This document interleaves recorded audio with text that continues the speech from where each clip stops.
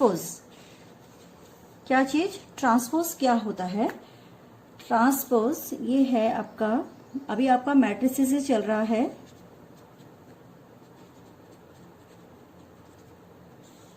ठीक है, आपका भी मैट्रिसेस चल रहा है, वही कंटिन्यूस चल रहा है अभी, जब तक कंप्लीट नहीं होता हम उस एक्सरसाइज को कंप्लीट करके बाद में नेक्स्ट चैप्टर में आएंगे। अब आप आज का टॉपिक है जो इसमें, क्योंकि बेसिक नॉलेज इसमें बहुत जरूरी है, ट्रांसपोज ऑफ अ मैट्रिक्स, ये हमने पढ़ना आज। ट्रांसपोज ऑफ अ मैट्रिक्स क्या चीज होती है? तो सबसे पहले इसकी डेफिनेशन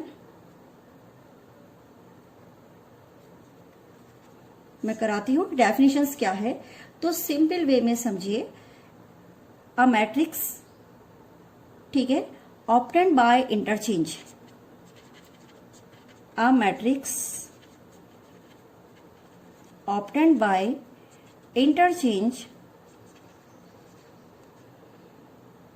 इंटरचेंजिंग कर दीजिए, इंटरचेंजिंग द रो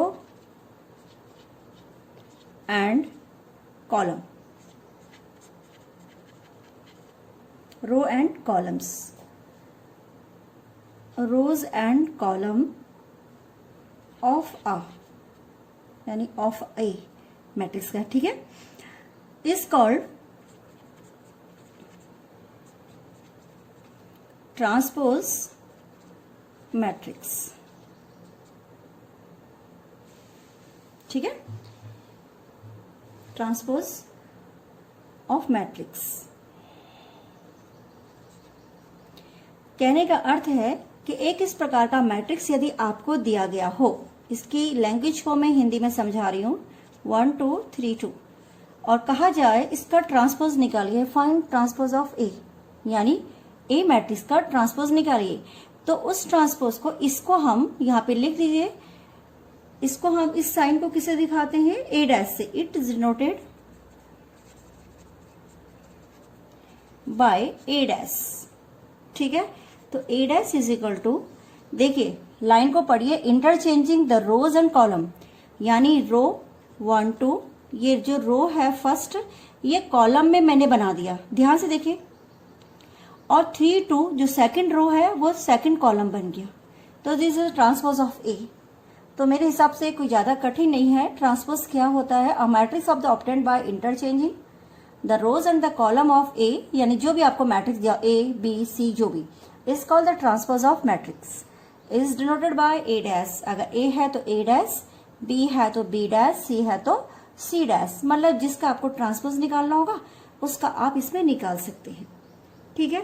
तो ये मैंने 2 by 2 का किया। एक मैं आपको बी वाला देती हूँ, 1 2 3 4 6 8, सपोज आपको बी दिया और इसका ट्रांसपोज निकालना है, तो बी डैश होगा 1 4, फिर 2 6, जो दूसरी रो थी मैंने कॉलम में चेंज कर दी, 3 8, ये इस प्रकार से इसका ट्रांसपोज बन जाएगा। क्लियर हो गया? तो कोई ज्यादा कठिन नहीं है। अब हम इसके पढ़ते हैं प्रॉपर्टीज की, क्या प्रॉपर्टी होती है इसकी।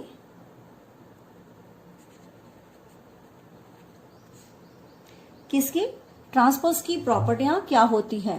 तो प्रॉपर्टीज में मैंने लिखा, सपोज कोई ट्रांसपोज है, उसका दोबारा से आप ट्रांसपोज ले रहे हैं तो वो ए बन जाएगा, यानी जो आपको शुरू में दिया होगा उसका आप ए डैश निकालेंगे, फिर अगेन ए डैश करेंगे तो वो ए ही बन जाएगा। देखो सपोज मैंने ए डैश किया, मैं इसका दोबारा से ए डैश करूंगी तो ये दोबारा से ए बनेगा।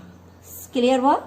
पहले आपने ए का ए डैश निकाला, ये आया, फिर इसका दोबारा से ए डैश निकालिए, वो दोबारा से ए ही लौट के आ जाएगा।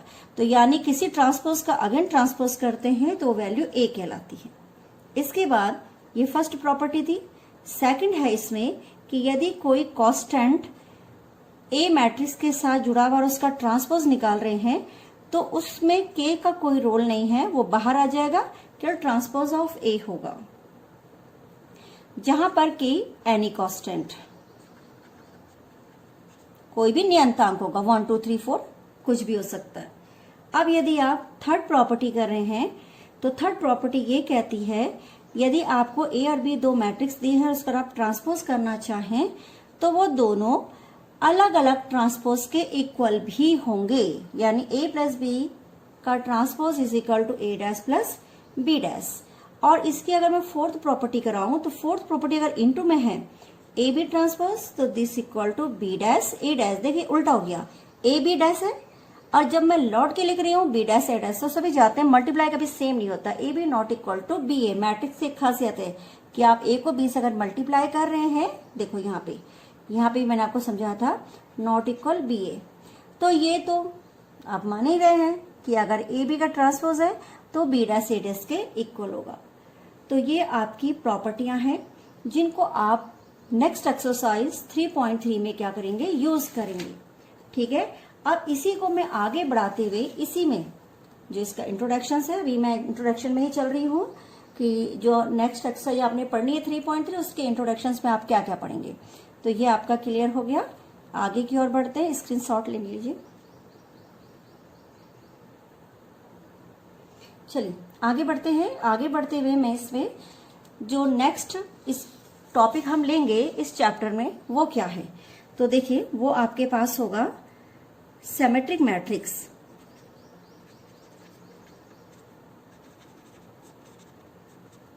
And skew symmetric matrix. Symmetric और स्क्यू सिमेट्रिक मैट्रिक्स क्या है, तो इसमें आपको कुछ भी प्रॉब्लम नहीं है, बहुत इजी टॉपिक है। आप किस प्रकार से करेंगे मैं आपको समझाती हूँ। फॉर एग्जाम्पल्स आपको ये कहना है कि मुझे जो मैट्रिक्स ए दिया गया है वो सिमेट्रिक मैट्रिक्स है या नहीं। तो सबसे पहले आप डेफिनेशन लिखिएगा कि क्या होती है। डेफिनेशन से थोड़ा सा अंदाजा जाता है। ठीक है, if A dash is equal to A, अगर A dash is equal to A है, ठीक है, तो said to be symmetric matrix. Clear? क्या मीनिंग समझे आप इसका? ए डैश यानी किसी मैट्रिक्स का अगर आप ट्रांसपोज ले रहे हैं और वो ट्रांसपोज दिए गए मैट्रिक्स के बराबर ही आ जाए तो said to B a symmetric matrix. और यदि,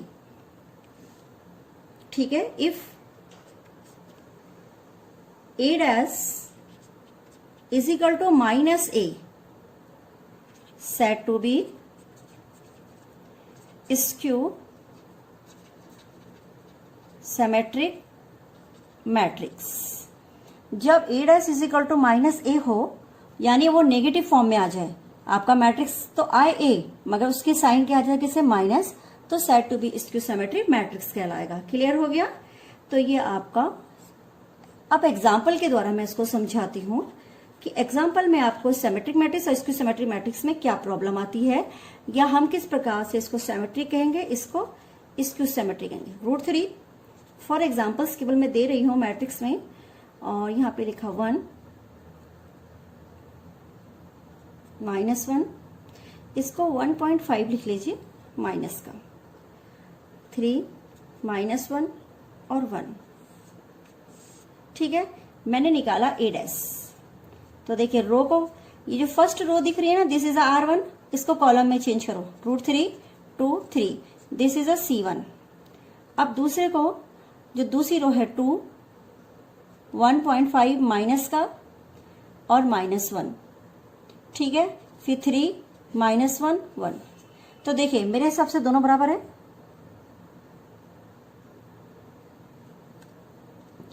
तो जो कॉलम थे वो आपके क्या बन गए, रो, और जो रो थी वो कॉलम बन गए। क्लियर हो गया? तो जब आपके पास A dash is equal to A, हमने ए डैश फाइंड किया तो this value is equal to A, तो दिस इज ए, क्या हो जाएगा, सिमेट्रिक मैट्रिक्स। क्लियर है? अब हम एक एग्जांपल ऐसा लेते हैं जो स्क्यू सिमेट्रिक मैट्रिक्स को बताए कि ये स्क्यू सिमेट्रिक मैट्रिक्स है। तो एक एग्जांपल्स मैं आपको देती हूं जिसमें माइनस आ जाए आपका। तो इसके लिए एक एग्जांपल ढूंढते हैं हम जो स्क्यू सिमेट्रिक मैट्रिक्स बना दे। तो लिखेंगे एग्जांपल, अभी हम एक्सरसाइज पे नहीं आए, केवल आपको मैं बेसिक समझा रही हूँ। If A is equal to आपको दिया गया है 0 1 -1 -1 0 1 और 1 -1 0, ठीक है। मुझे ए डैश निकालना है, तो मैंने इसको पहली रो को मैं कॉलम में चेंज कर रही हूँ, फिर दूसरी रो को मैं फिर दूसरे कॉलम में चेंज कर रही हूँ, फिर तीसरी रो को मैं तीसरे कॉलम में चेंज कर रही हूँ। मगर आप दोबारा से चेक कीजिए तो आपको नेगेटिव पॉजिटिव में प्रॉब्लम आ रही। देखो ए 0 1 की जगह -1 हो गया, -1 की जगह 1 हो गया। अगर इसमें से मैं माइनस चिन्ह कॉमन ले लूं तो देखो पहली रो पूरे मैट्रिक्स के लिए होता है। मैट्रिक्स में एक खासियत है कि अगर आपके पास कोई कांस्टेंट वैल्यू होगी, या कोई नेगेटिव है, या कोई पॉजिटिव है, या कोई डिवाइड है, वो पूरे मैट्रिक्स को कवर करता है, एक रो या एक कॉलम को नहीं करता है। क्लियर है? तो इसके सारे जो प्लस है माइनस है वो प्लस हो जाएंगे, जो प्लस है वो माइनस हो जाएंगे। देखो अब आप चेक करके देखो कि ये वो बना या नहीं बना। ए बन गया ना, तो this is a skew symmetric matrix. Clear हो गया? तो ये आपके पास स्क्यू सिमेट्रिक मैट्रिक्स है। क्लियर है? ओके स्टूडेंट्स,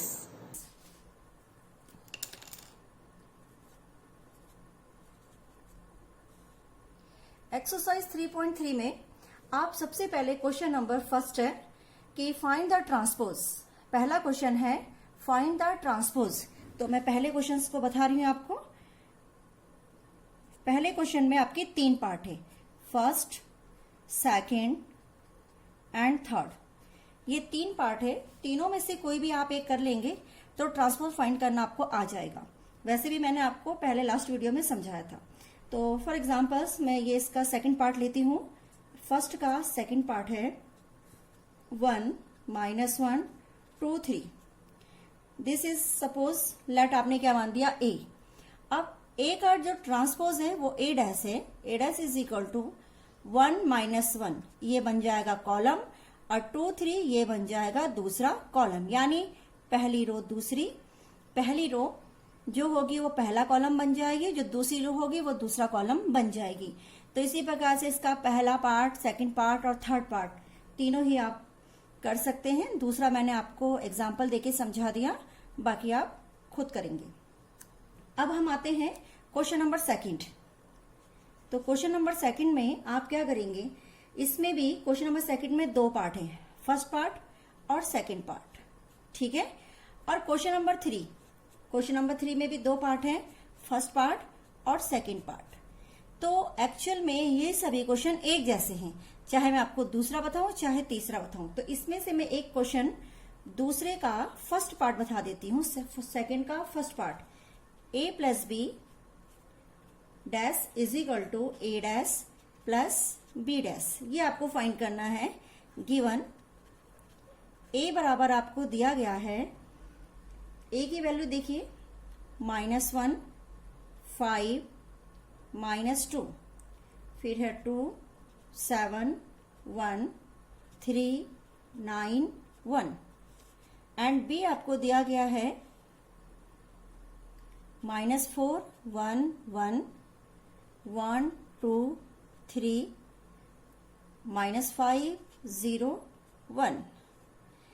देखा स्टूडेंट्स, ध्यान से देखिएगा, हमने ये प्रूफ करना है। ये क्वेश्चन आपके लिए जो दिया गया है ये एज ए प्रूफ डेट है। प्रूफ डेट मतलब left hand side right hand side के बराबर कीजिए। और ये ट्रांसपोज से रिलेटिव क्वेश्चन है, तो दूसरे क्वेश्चन के दोनों पार्ट और तीसरे क्वेश्चन के दोनों पार्ट सेम है। तो मैं क्वेश्चन नंबर 2 का पहला पार्ट आपको कराती हूँ, सेम आपने ही इसका सेकंड पार्ट और तीसरे का फर्स्ट और सेकंड पार्ट बिल्कुल इसी तरीके से करना है। तो आप इसको ध्यान से देखिए। हमने सबसे पहले लिखा लेफ्ट हैंड साइड। तो लेफ्ट हैंड साइड में आपके पास देखो क्या है, लेफ्ट हैंड साइड में आप देखेंगे आपके पास है ये a प्लस बी का डैश, दिस इक्वल, मैंने a प्लस बी का ट्रांसपोज निकालना है, तो पहले हम निकालेंगे a प्लस बी। तो a प्लस बी मैट्रिक्स में यहीं से जोड़ दे रही, -1 -4 माइनस का 5, 2 और 1 कितना हो गया 3, 3 और -5 माइनस के 2, 5 और 1 6, 7 और 2 9, 9 और 0 9, -2 1 -1 1 3 कितना हो गया 4 और 1 1 कितना हो गया 2। ये आपका a प्लस बी है। अब इसी क्वेश्चन में हम आगे की ओर बढ़ेंगे और लिखेंगे a प्लस बी का ट्रांसपोज। तो ये आपके पास क्या होगा, आपको रो कॉलम में और कॉलम किस में चेंज करने हैं, रो कॉलम में और कॉलम किस में चेंज करने हैं, रो में। तो हम एक तरफ से फिक्स करते हैं कि हम प्रत्येक रो को एक कॉलम के रूप में बनाते हैं। -5 3 -2 6 9 9 -1 4 और 2। ये मेरा निकला a प्लस बी का डैश, ये लेफ्ट हैंड साइड है। अब हम यहां पे आते हैं, क्वेश्चन को आगे की ओर बढ़ाते हैं और लिखते हैं right hand side. Right hand side है a dash plus b dash. तो a डैश मतलब जो आपका a का ट्रांसपोज होगा, तो हम यहीं से a का ट्रांसपोज निकाल रही हूं मैं। -2 3 को लिखूंगी -1 2 3, 5 7 9 को 5 7 9, -2 1 1, ये आपका a डैश है। प्लस यहीं पे आप b डैश निकालेंगे, तो b डैश निकालने के लिए जो ये है -4 1 -5 1 2 0 1 3 1, ये आपका 1 3 1 यहां पे आ गया। अब आपने इन दोनों को जोड़िए, देखो आपका बनता है या नहीं। -1 -4 -5 5 4 6 -2 -1 2 1 3 7 2 9 और 4, फिर 3 -5 -2 एंड 9 एंड 1 1 2। तो देखिए ये आपका left hand side is equal to right hand side. Proof हो गया, this is a right hand side और this is left hand side जो आपने पहले निकाला। तो कहने का अर्थ है जो ट्रांसपोज होता है, ट्रांसपोज में आपने केवल रो को कॉलम में या फिर कॉलम को रो में चेंज कीजिए, मगर एक चीज को फिक्स कर लीजिए कि मुझे रो को ही कॉलम में चेंज करना है या फिर पूरे मैट्रिक्स में कॉलम को रो बनाते चले जाइए। तो स्टूडेंट्स इसका स्क्रीनशॉट लीजिए।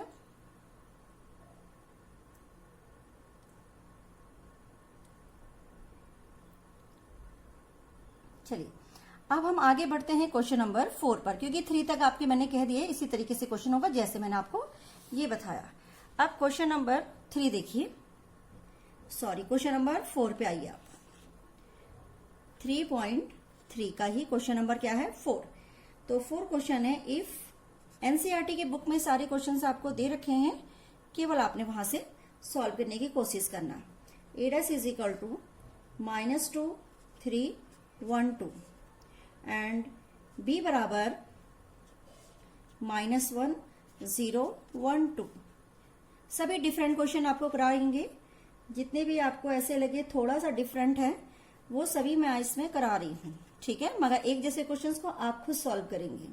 a प्लस 2b डैश, ठीक है। तो आपने फाइंड ये करना है, क्या फाइंड करना है, a प्लस 2b का होल डैश।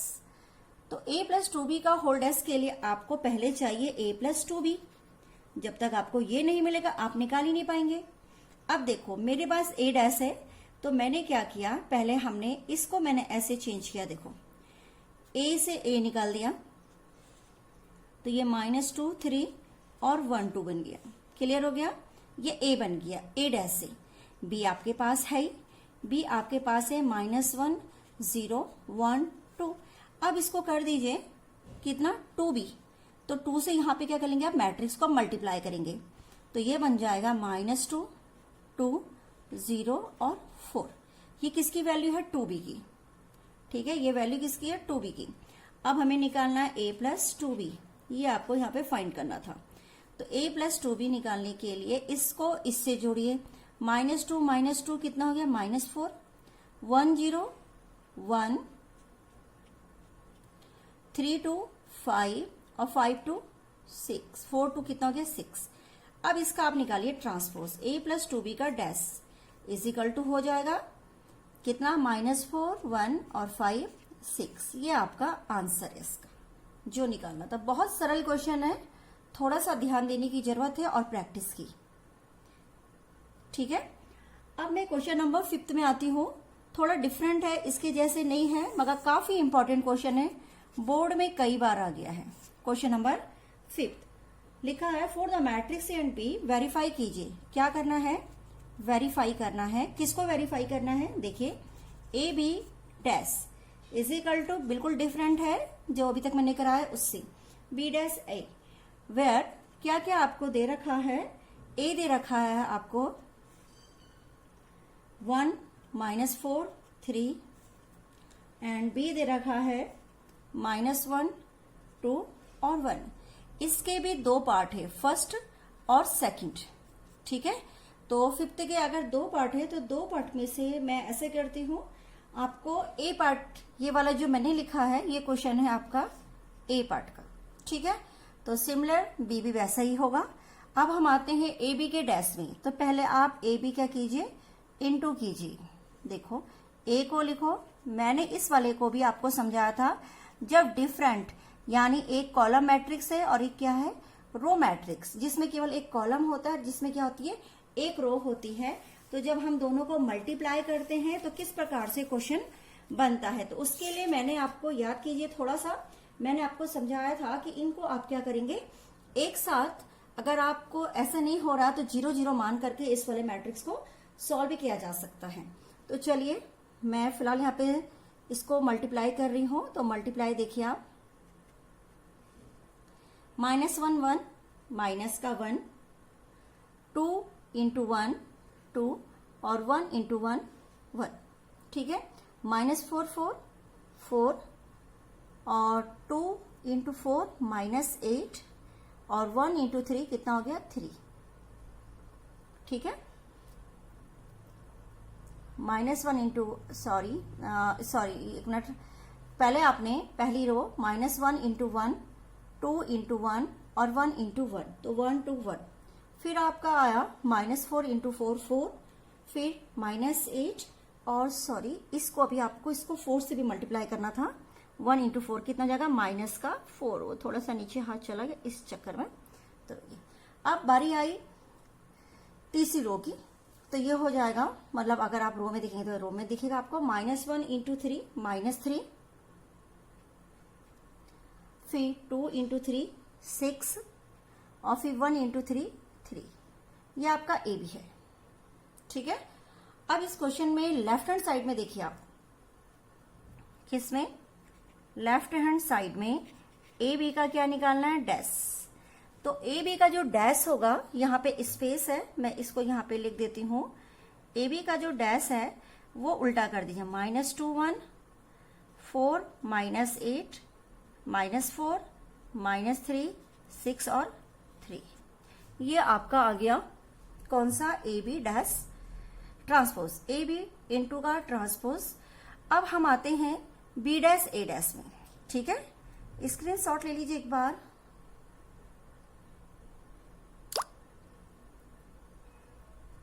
ठीक है, नेक्स्ट इसी के आगे करना है हमें right hand side B dash A dash. तो बी डैश ए डैश के लिए आप बी से बी डैश निकालिएगा और ए डैश से ए से आपको क्वेश्चन में दिया था ए और बी की वैल्यू ना, तो ए से ए डैश और बी से बी डैश। तो हम क्वेश्चंस में आगे की ओर करती हूं मैं। तो यहाँ पे लिखिए आप, इसी एक्सरसाइज को आगे बढ़ाते हुए, ए डैश इज इक्वल टू हो जाएगा, ये हो जाएगा आपका 1 -4 3, जो कॉलम था रो बन गया, and B dash is equal to हो जाएगा -1 2 1। ठीक है, अब हम इनका क्या करेंगे? इंटू, मगर इंटू कौन से साइड में करना है आपको? बी डैश ए डैश से। तो बी डैश है आपके पास -1 2 1 और ए डैश है 1 -4 और 3। अब आप इसे इंटू करेंगे। जब आप इसे इंटू करेंगे तो आपको रूल्स पता ही है कि किस प्रकार से इसका इंटू किया जाता है। तो सेम उसी प्रकार से जैसे अभी आपने इंटू किया, उसी तरीके से आप इसके इंटू को कीजिए। तो यहाँ पे आप, मैं लिखती हूँ, ये अभी आपका 3.3 ही चल रहा है एक्सरसाइज। तो बी डैश ए डैश, तो बी डैश ए डैश निकालिए। सिंपल है जैसे आपने अभी निकाला।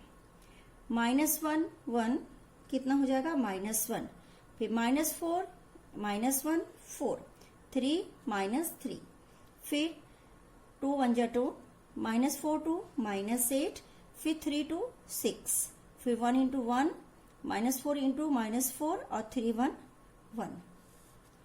तो आप राइट हैंड साइड और लेफ्ट हैंड साइड को मैच कराइए तो बिल्कुल ये सही है क्वेश्चन आपका। Left hand side is equal to right hand side. Note कीजिए क्वेश्चन को।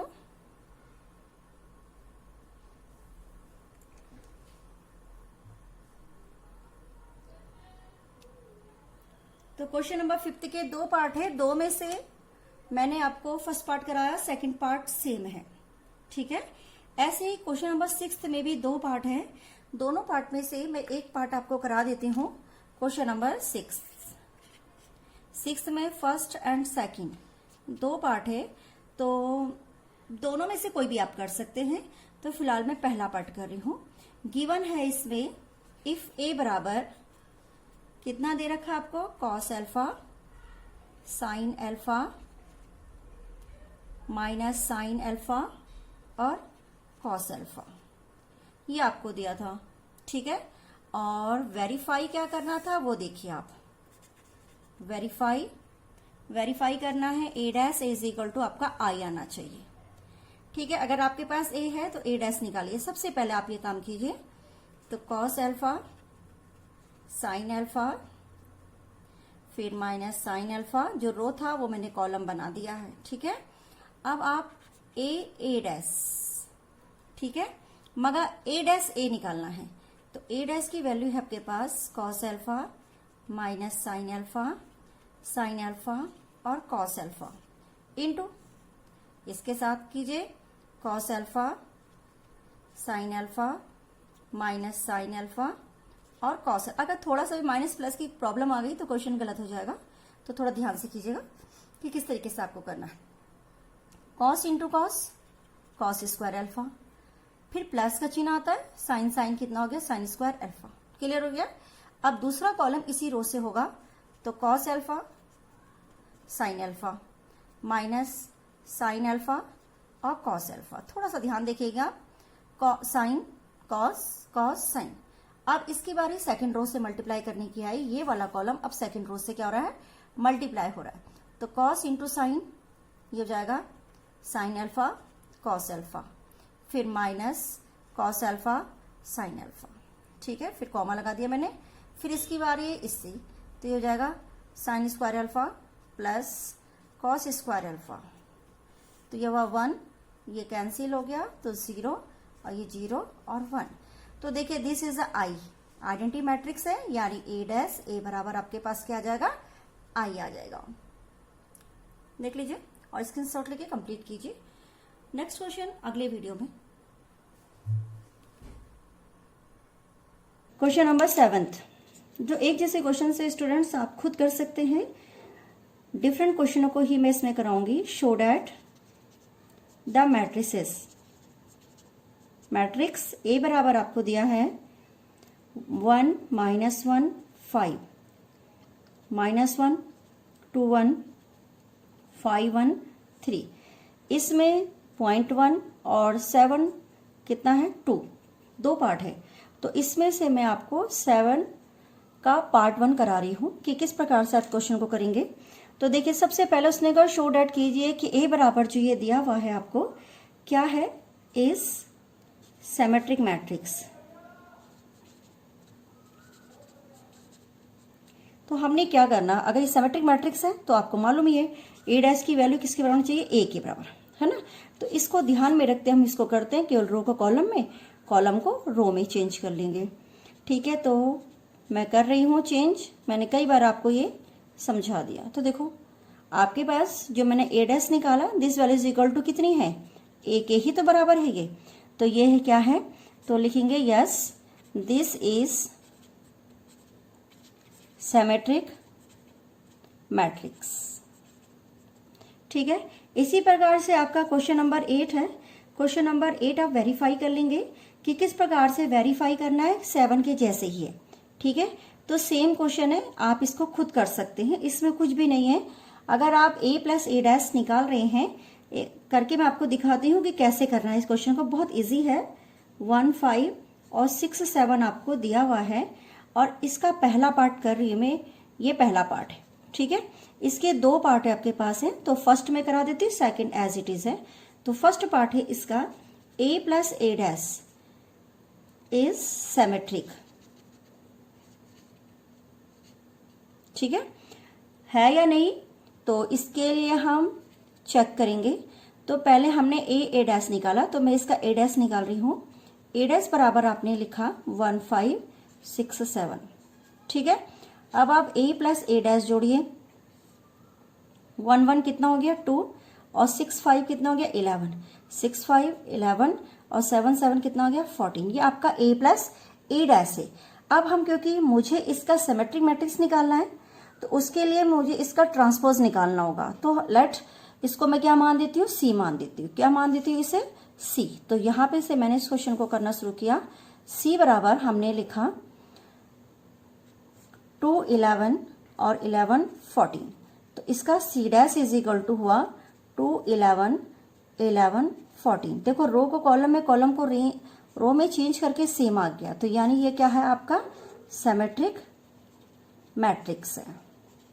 ठीक है, तो इस तरीके से आपने इस क्वेश्चन को करना है। स्क्रीनशॉट लीजिए इस क्वेश्चन का।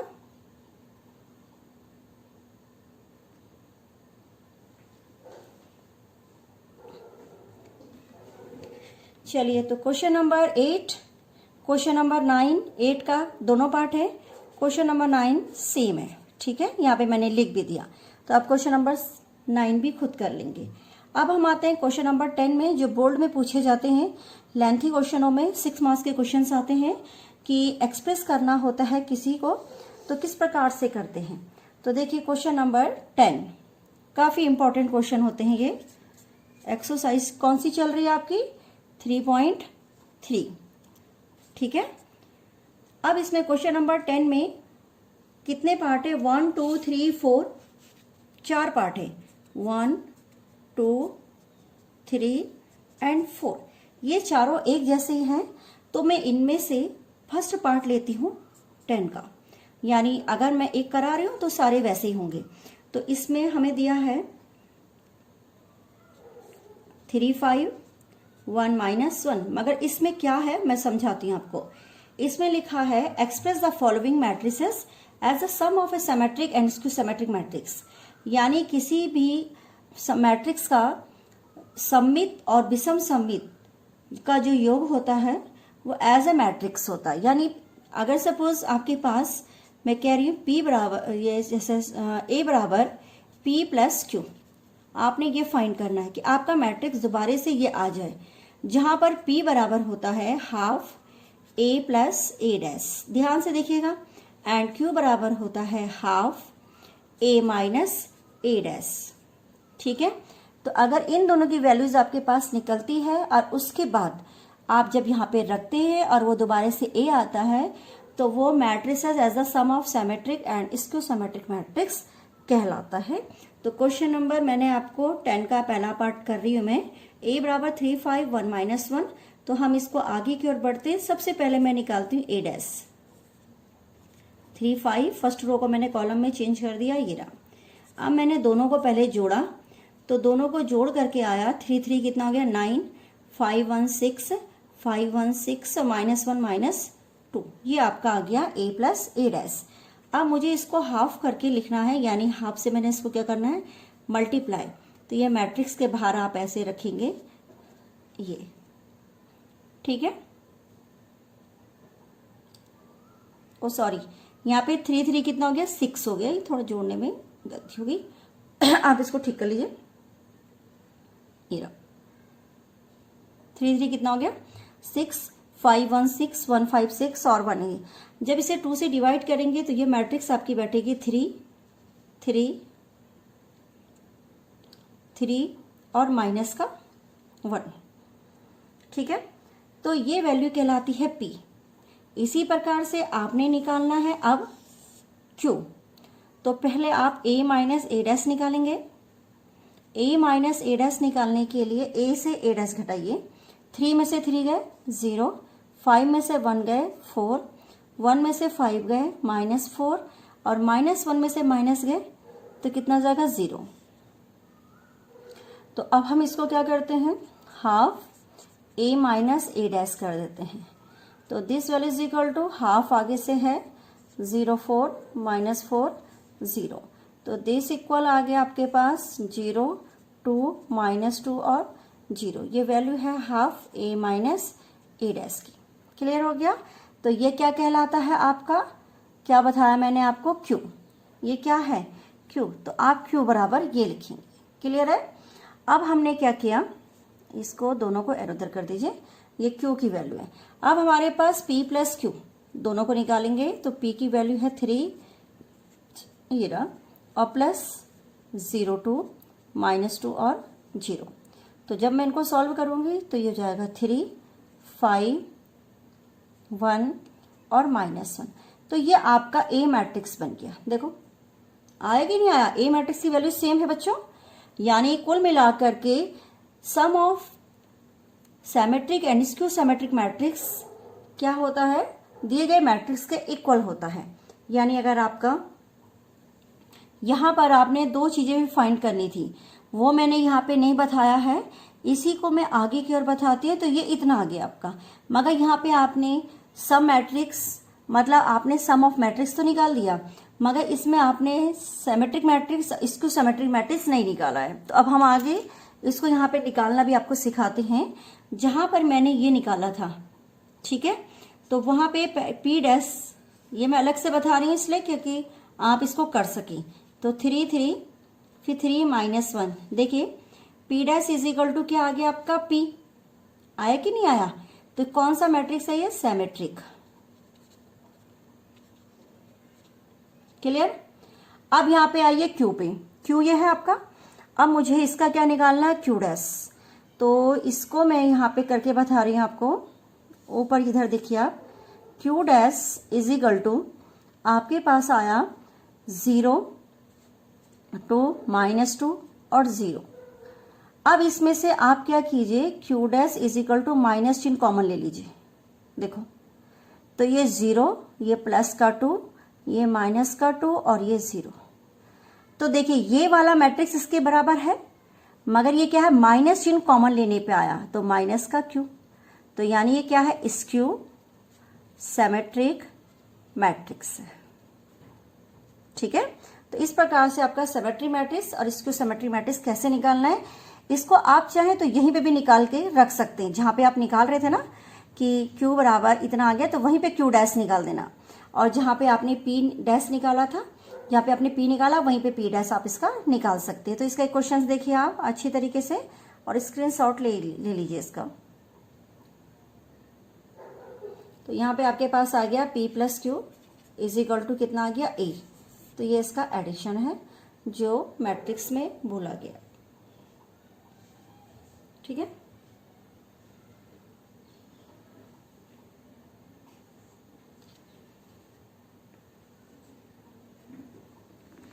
इस एक्सरसाइज में question number 11 and question number 12 आप खुद कर सकते हैं, क्योंकि वो आपके पास ऑप्शनल क्वेश्चंस हैं चूज करने वाले। क्वेश्चन नंबर 11 एंड 12 ये आप अपने आप करेंगे। ठीक है। बाकी एक्सरसाइज आज आपकी कंप्लीट हो गई है 3.3। तो इसमें मैंने आपको बहुत वैरायटी के क्वेश्चंस कराए थे, यानी एडिशन कराया, मतलब जनरली, और उसका ट्रांसपोज निकालना सिखाया। उसके ट्रांसपोज में ही आपको मैंने माइनस करना भी सिखाया और मल्टीप्लाई करना भी सिखाया। ट्रांसपोज के बाद स्क्यू सिमेट्रिक मैट्रिक्स और सिमेट्रिक मैट्रिक्स क्या होती है ये भी मैंने आपको समझाया। इस प्रकार से एक्सरसाइज हमने आज कंप्लीट कर ली। तो आई होप सभी स्टूडेंट्स एक ही क्वेश्चन लगाएंगे। ठीक है। Okay guys.